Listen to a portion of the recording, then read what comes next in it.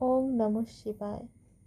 শ্রাবণ মাসের এই পূর্ণতিথিতে আপনাদের সকলকে জানাই স্বাগতম।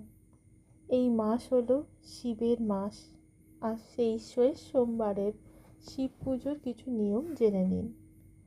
ভোরবেলা উঠে স্নান করে শুদ্ধ বস্ত্র পরিধান করে শিবকে পুজো দিন।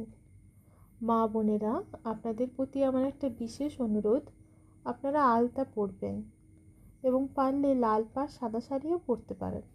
এতে আপনাদেরকে পুরো লক্ষ্মী প্রতিমার মতন মনে হবে।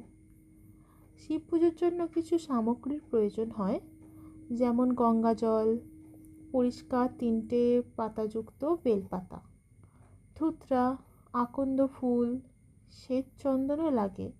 আবার সাদা ফুলটা হলে কিন্তু খুব ভালো হয়। শিব ঠাকুরকে সাদা ফুল অর্পণ করার চেষ্টা করবেন। শিবলিঙ্গের অভিষেক করতে প্রথমে ঘি, মধু মাখিয়ে তারপর দুধ দিয়ে শিবকে পুজো করবেন। এরপর সামান্য গঙ্গা জল দিয়ে একটা পরিষ্কার কাপড় নিয়ে শিবকে মুছে নেবেন। শিবলিঙ্গ প্রতিষ্ঠা হওয়ার পর আপনারা আকন্দ ফুলের মালা পরাবেন, বেল থাকলে বেল দেবেন, বেল পাতা থাকলে বেল সেটা দিয়েও আপনারা সাজিয়ে নেবেন। এরপর ভোগ হিসাবে ঠাকুরকে আপনারা মিষ্টিও দিতে পারেন, আবার ফলও দিতে পারেন। আর ভগবানের সামনে ধূপ এবং প্রদীপটি রাখতে কিন্তু ভুলবেন না।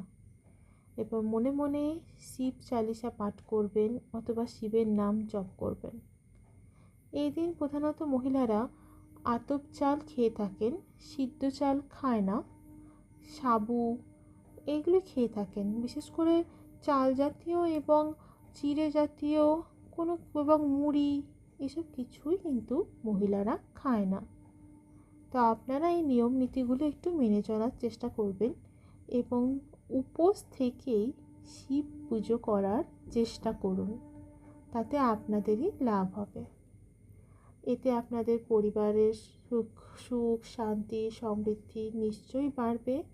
আপনাদের পরিবারের জন্য শুভকামনা জানিয়ে আমি আমার ভিডিওটি এখানেই শেষ করলাম।